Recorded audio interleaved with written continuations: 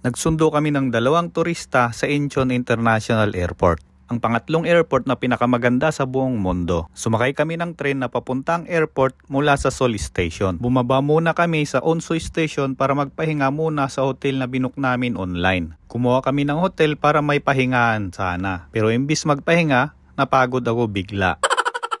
Ganito ang loob ng hotel nila dito. May shower, may bathtub, may sabon at mayroong inodoro. Chinik ko lang baka mayroong pang naiwan. Kagandahan dito, hindi siya amoy sigarilyo. Para sa 4 na tao ang kinuha namin, kaya 2 ang kama. 100,000 Korean won ang bayad dito. Pwedeng mag-out hanggang alas 12 ng tanghali. 2 bote ng tubig ang libre. Walang kape, toothbrush, toothpaste at soft drinks. Pagkatapos nga naming mapagod ay nagbus kami ng 8:20 PM papunta sa Terminal 1 para sunduin yung galing Dubai na lumapag ng 8 PM. Alam mo na, Filipino time.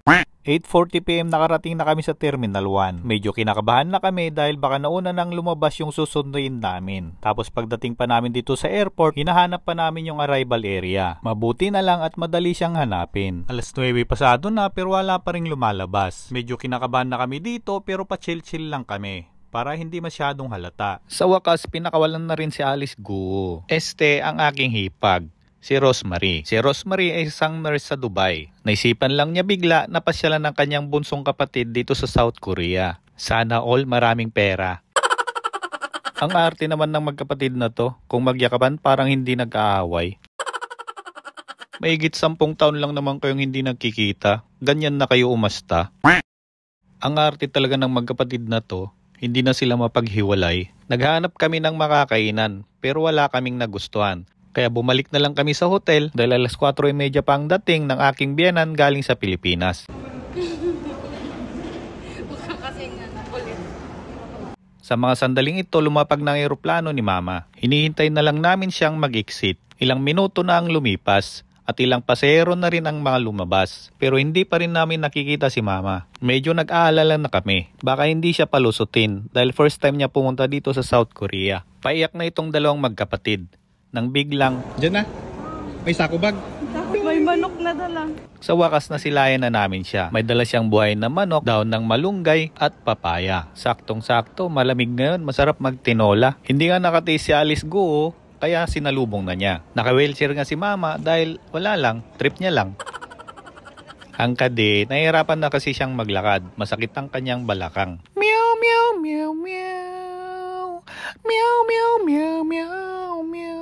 Mahigit 10 taon lang naman na hindi sila nagkita. Pagkatapos naming magdramahan at konting marites, umupo muna ako saglit sa CR. Bago lumabas at maghanap ng taxi na masasakyan. Kung mag-isa mong bibiyahe, mas makakatipid ka kung sasakay ka ng bus. Pero dahil 4 kami, nag-arkila kami ng regular na taxi. 85,000 Korean won ang binayaran namin mula Incheon hanggang Seoul. Sulit na rin dahil pagdating namin sa Seoul, na-traffic kami. At pagdating nga sa bahay, abutan na ng pasalubong. Skyflix! Skyflix at gamot ang galing sa Pilipinas. Dates at pabango naman ang galing sa Dubai. But body work mo. Bigay mo yung itong mga cake Body na work, to. lotion, lotion. Ay, ito pa. Oh. Lotion to be. Body. Grabe, ang daming perfume na Oo, nito. lotion. Gusto mo ibabang lotion? Wala na, yan na lang lahat. Ang dami nga.